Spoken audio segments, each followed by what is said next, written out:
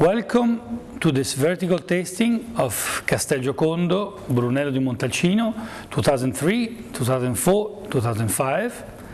And I'm Lamberto Frescobaldi. I'm going to be tasting it with you with great pleasure.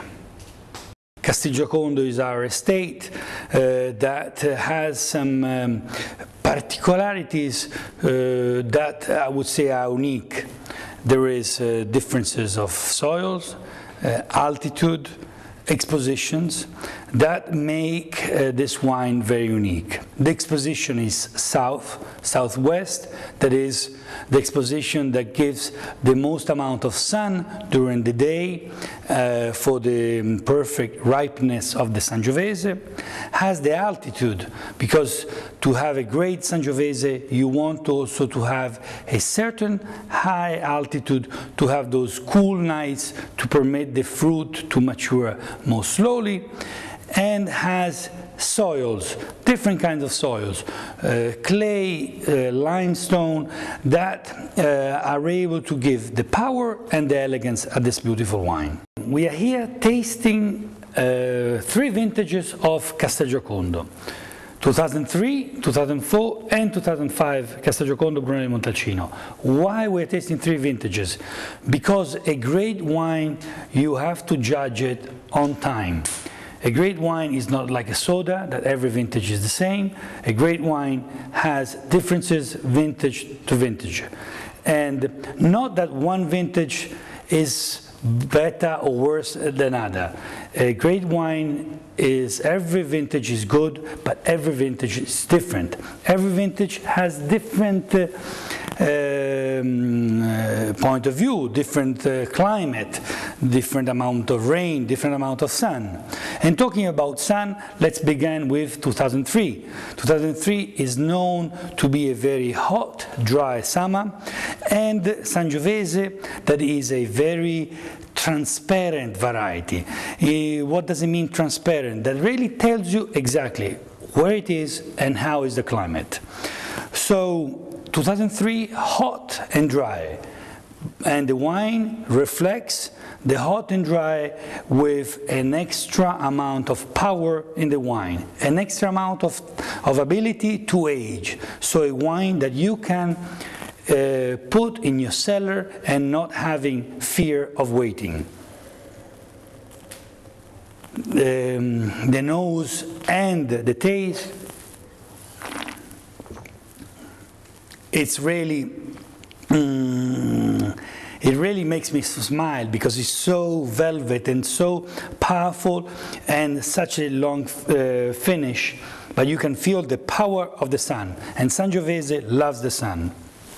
2004 in Montalcino is pretty an unusual vintage. Big in size, big in quantities, but beautiful quality fruit. The quality is there because it's a great balance between hot and cool nights. Not great amount of rain, fairly a cold winter with good amount of snow that helped the plant to grow, because you have to know and you have to remember all these vineyards are in dry farming, no drip irrigation.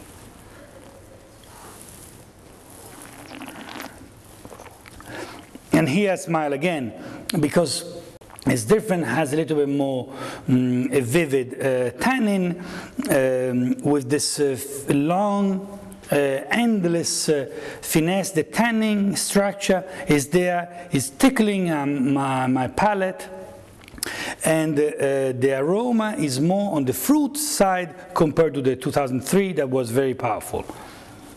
Lastly, 2005, the current vintage, the vintage that we are presenting now, and it's beautiful to taste it together with this, and as I did, do it jumping fairly quickly from one to another, because so you remember what you've just tasted.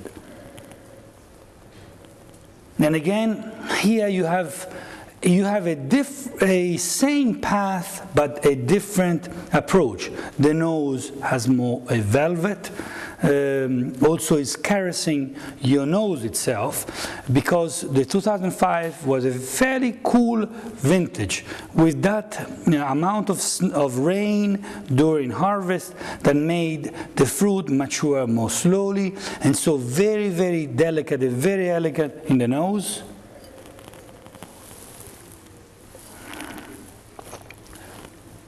And very unique in the palate. This palate that opens up, and yet this wine is young, because this wine can age for 20 more years from now as the others. But of course it tells you more of young prune, apricot, some dried fruit, really something very intriguing. It's let me smile again with you tasting these three beautiful wines. Thank you very much.